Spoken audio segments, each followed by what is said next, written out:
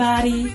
Welcome to week 6, chapter 6, Insecurity. How did you get here? We are going to dive right in. Of course, I told you last week that we would be going into this chapter, working together to discover our insecurities and their origin and how they arrived. We've kind of been going piece by piece, layer by layer, trying to figure out if we have insecurities, what they are, and now we're going to figure out together how they got here, where they originated. If you never really figure out the source of your insecurities, it makes it very, very difficult to get rid of them because you'll just deal with branches instead of roots. And we're always after roots because if you get the root, you kill the tree. Not fruit, root, okay? And so we're going to dive right into the first point that I sent out to everybody. In order to remove your insecurities, you must deal with the origin. It's what I just said. You have to figure out where it originated, where it came from, how it got there. And in order to do that, it really requires a lot of honesty. I have pushed you guys week after week, way after way, to be honest enough with yourself, because the more honest you are, the more ready you are to hear truth. A lot of times we'll pray to God or we'll seek out certain things and we really want answers. And it's not that he's not speaking. It's not that he's not answering us. Most times he's waiting for us to be prepared for the answer. Sometimes he is quiet until we get to a place where we're ready to hear what the answer is.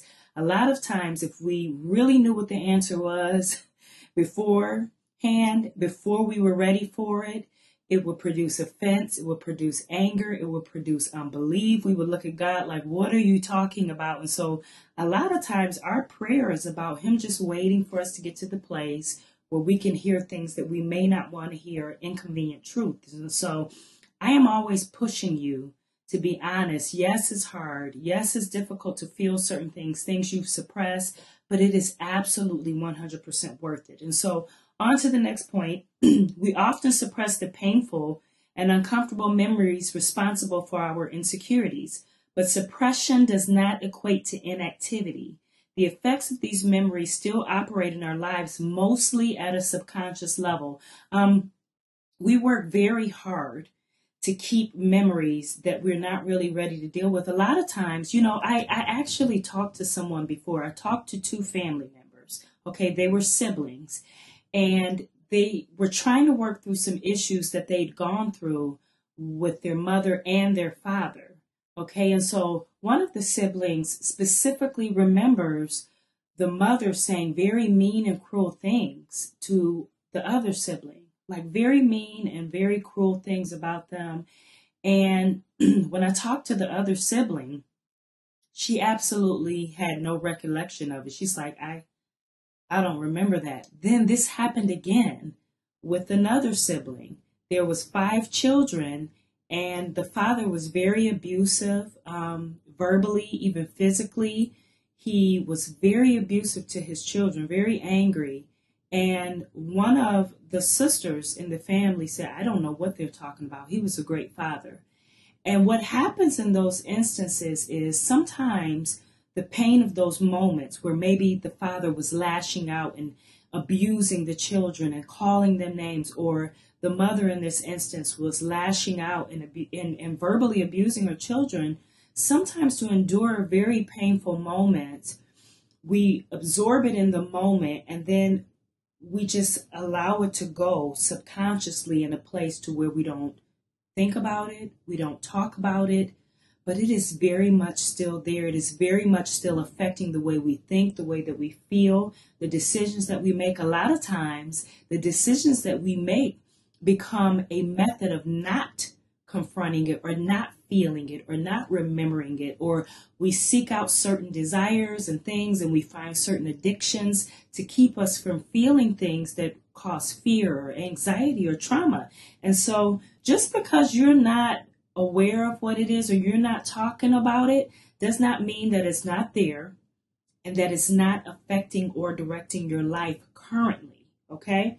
When allowing these memories to surface or searching for them, it is perfectly normal to feel discomfort at any level, minimal or overwhelming, from a 1 to a 298. Like, it is perfectly normal to feel uncomfortable. And listen, you know, I tell you guys every week, and I said it even last week when I was talking with my husband as our special guest.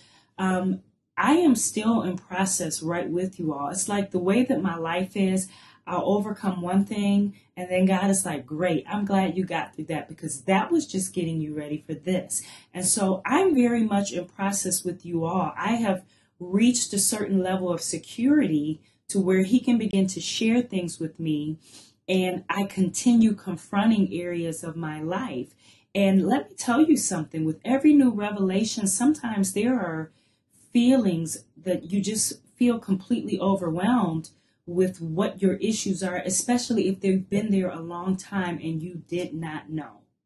Okay, it can feel like, oh my God, how long has this been here? How long has this been directing me? And then you start to look at yourself and you start to analyze and you start to remember feelings and emotions and decisions you made being directed by something that was present that you weren't really aware of. And it can feel very uncomfortable, especially if you are someone who has gone through very traumatic events. If you've lost a parent, if you've been rejected, if you've had parents abandon you or loved ones abandon you, or if you've gone through a divorce, or if you've lost a child, or if you've suffered sexual violence, or, for example, myself, I was involved in a robbery at my job.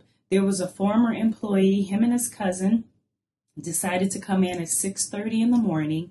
Out of everyone there, they decided to assault me. So they came into my office. I'm just sitting there with my morning routine. I have been there for 10 years. Nothing even remotely dangerous ever happened. And they come in. I'm in there playing praise and worship, getting my day started. It's Monday morning. They come in, hit me in the face, throw me on the ground, drag me to the safe in my office, call me all kinds of names. One guy is choking me.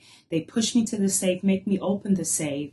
And long story short, I ended up escaping. I was able to escape and run, but I had a knife to my back. By the time it was over, my mouth was busted. My vocal cords was bruised from being choked. I had scratches on me. I mean, thank God I'm here. But let me tell you about the process of what happened after that.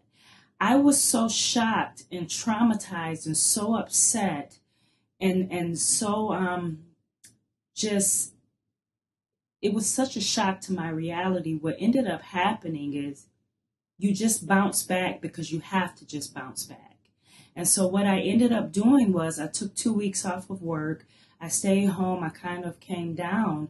But it wasn't until I got back to work and resumed my routine that I realized I wasn't okay. I could not have my back to a door. I could not have my back anywhere where I could not see what was coming up behind me. And listen, they didn't come up behind me. They came toward me where I was facing, but it was the feeling of at any moment I could be assaulted. I could be hit. Someone could get me. Like, I was jittery. I went through that feeling. Then I went through moments of anger where I was very angry.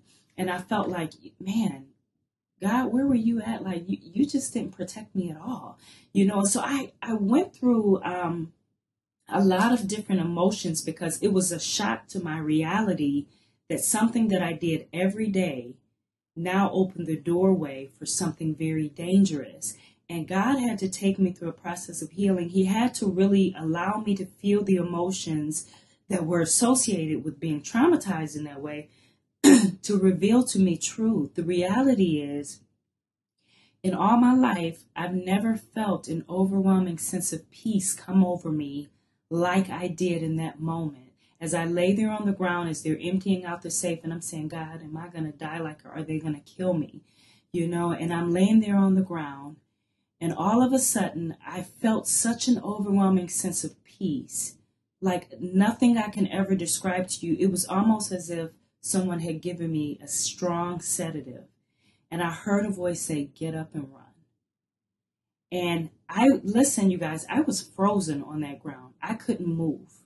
I couldn't move. The guy had a knife to my back. And I said, if I move, he could stab me, And when I felt that peace and I heard the voice say, get up and run, all of a sudden I felt the courage and I jumped through the door, and the guy grabbed me, was holding on to my shirt as I'm trying to run, and I got away. And as I replay the moment over and over again, I no longer feel the feelings of fear, but I absolutely remember the peace that I felt in that moment, because it was nothing like I'd ever experienced. It literally was a peace that surpasses understanding. God was unfolding another side of himself to me that I never would have been able to experience outside of that type of situation. It was like a peace that didn't make any sense. My life was being threatened and I felt peace. And so, but I had to go through working out what I really felt, because when things like that happen to someone who was dependent on the way I was in my workplace and someone very busy, you just get up and keep going because everybody's depending on you. But the problem with just getting up and keep going without dealing with the trauma and the wounds and the pain of a situation is that what you've done is put a Band-Aid on something that is bleeding. And eventually it's going to bleed to death. You'll keep changing the bandages, but infection has set in. You may need surgery. You may need something amputated at some point. But because you're just putting a Band-Aid on it, it never gets better. And this is the danger of it. And so, listen, this thing has to surface. You have to be willing to confront whatever it is in order to no longer need Band-Aids just to be healed, okay? So the way we view ourselves can often be seen in how we view God and how we believe that he views us. This is also the case with the non-religious and those who profess atheism. I told you from the beginning of the book, video 1, introduction, chapter 1, 2, 3, 4, and 5. I keep dealing with belief because belief is critical. What you believe will determine everything concerning trying to figure out our insecurities, what you believe about God and what you believe about you. It is so important that you constantly review this and you constantly ask yourself what you truly believe. And this is not just an issue of you asking these things to try to figure them out just for your insecurities. It's very important that you constantly ask yourself this in regard to anything. If you're going out for a new job, what do I really believe about God? What do I believe about my ability? If you are getting married, if you're dating, if you're having children, it's very important when trying to accomplish anything to review what you believe, because what you believe will always come into play. If you're going out for the job, you get the job. But if your beliefs are not in order, you will steward that job according to what you believe. If you think I just got this just by the hair of my chin, you will operate in that job like I just got this by the hair of my chin. Like there will be no confidence because what you believe is an anchor. And so for me, in order to figure out where my insecurities came from, God had to take me back to how I viewed him my entire life. And the reality was I saw God as a dictator. I didn't really believe that God loved me outside of what I could do, outside of what I could perform. And the reality is I fell short then, I fall short now. Let me tell you something. I am one of those people, and I am very open about this, and you can think what you want and you can talk about me because people do, okay? I will tell you I am probably one of the most unconventional pastors' wives.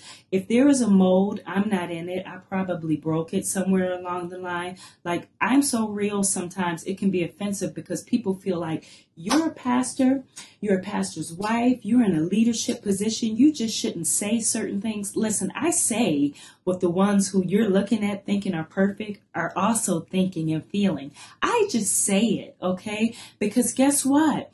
I just have to be who I am, good or bad. Like if it's bad, I still need to be that because God needs something to work with.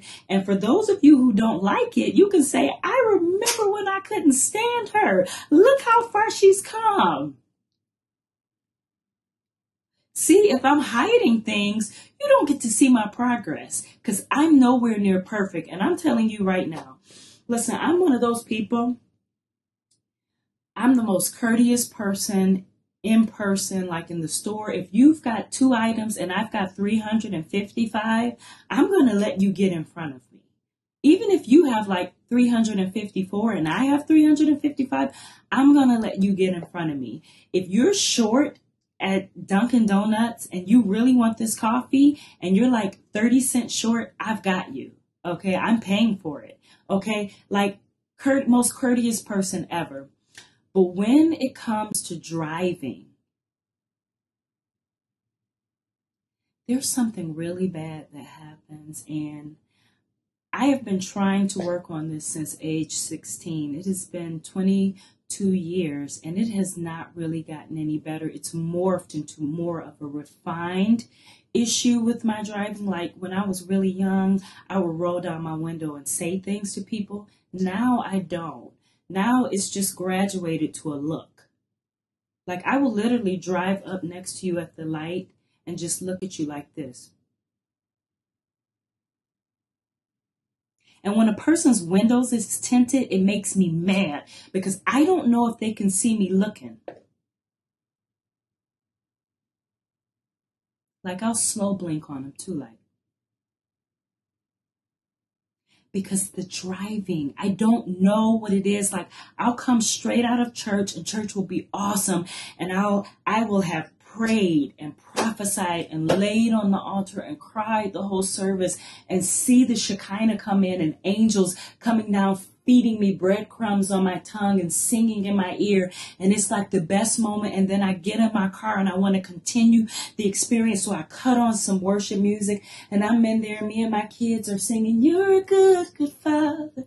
It's who you are." Like we're in there going in, and then someone pulls out in front of me. I'm going 50 and they pull out in front of me going 2 miles an hour.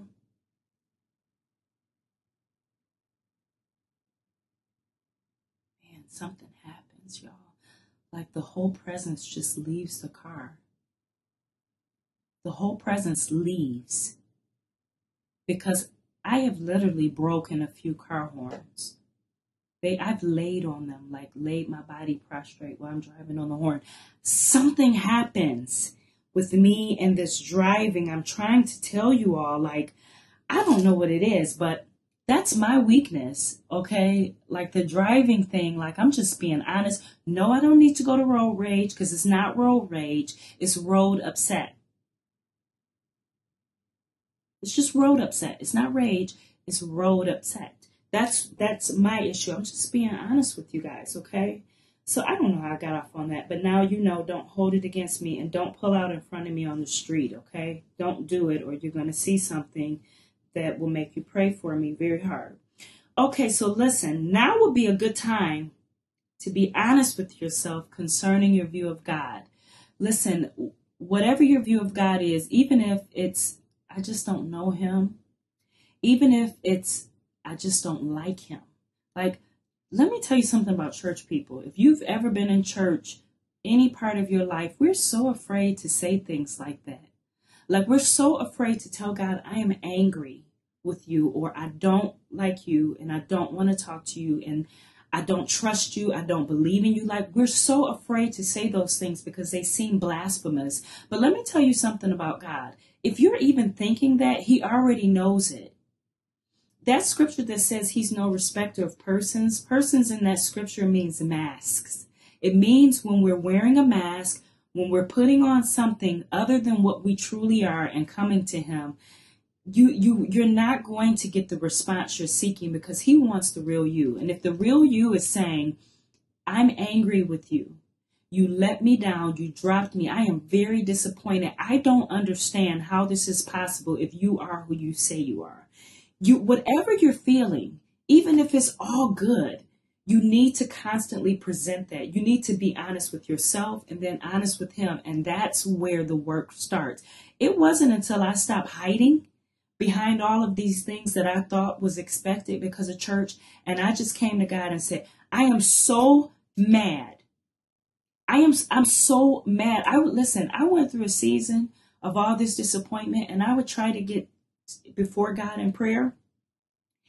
And I would get on my knees and I would start talking, saying all the introductory things that we're supposed to say. And then I would start crying and I would get so mad that I would get up and not pray. This went on for months until finally one day I just came and I went through everything. And when that moment came where I started to get angry, I just screamed. I mean, I screamed, you guys, and it was like such a release. And I said, God, where were you?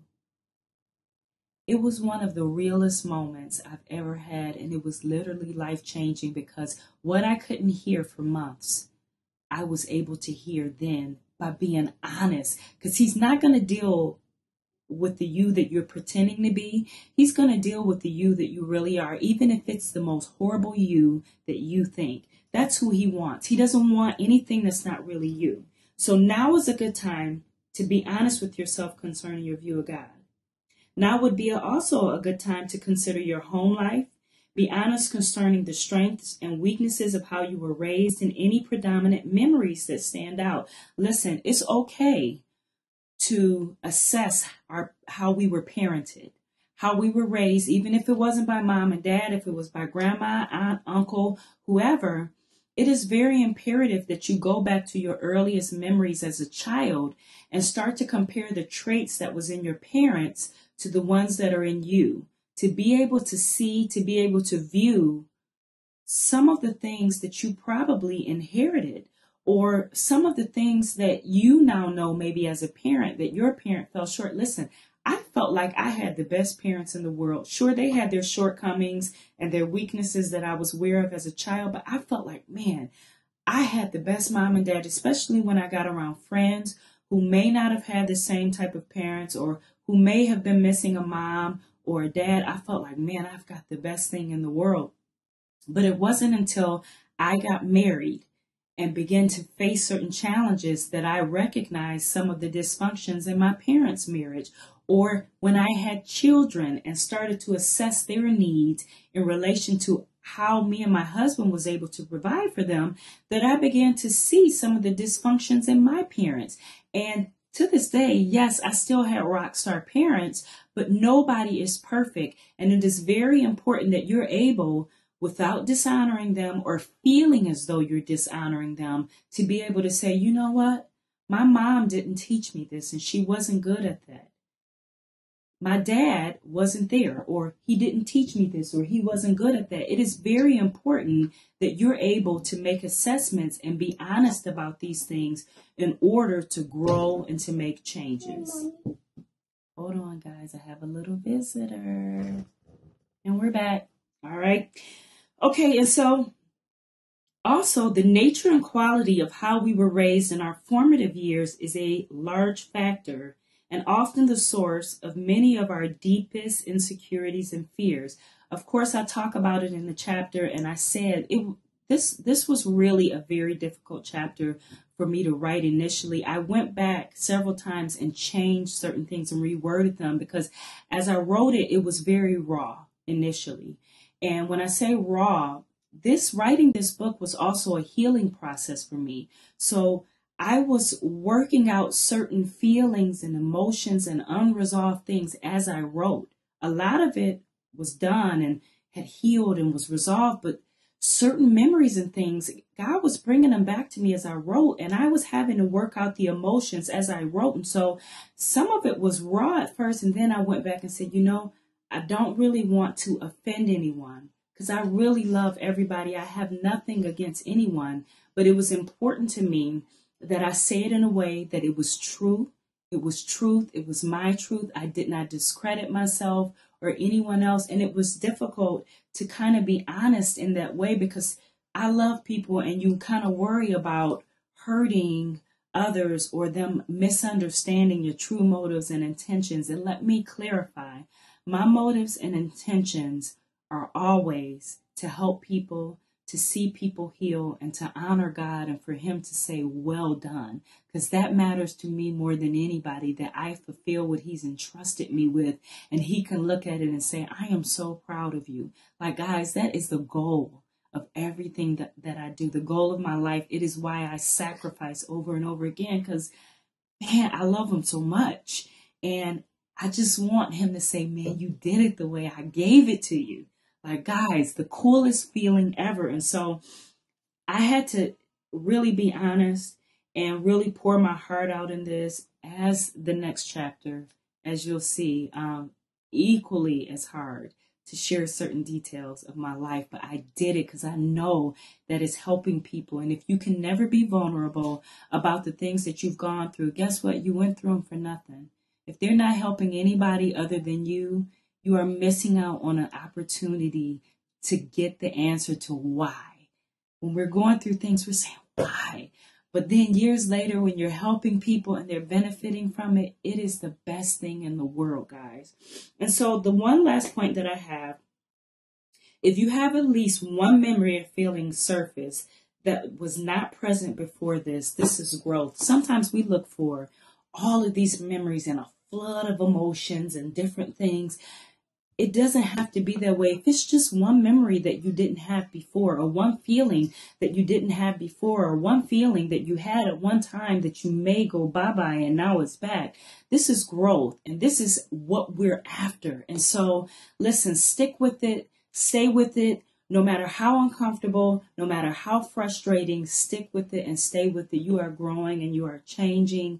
And I'm so grateful to be a part of this with you all.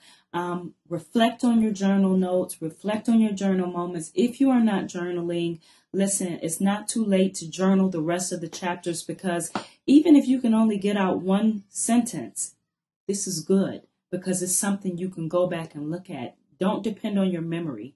Depend on what you've put down on paper to guide you. I will see you guys next week. Diving into chapter 7 on the damages of insecurity. Boy, oh boy, for someone who is notoriously private, let me tell you something. Cherish this moment where you all got to see all of my business. Because it wasn't fun, but I'm free, so I can share it and still smile, dust it off, and be happy about it. And I'm excited to do so. All right. I will see you guys next week. Stick with it. We're getting free up in here. Okay. All right. Bye-bye.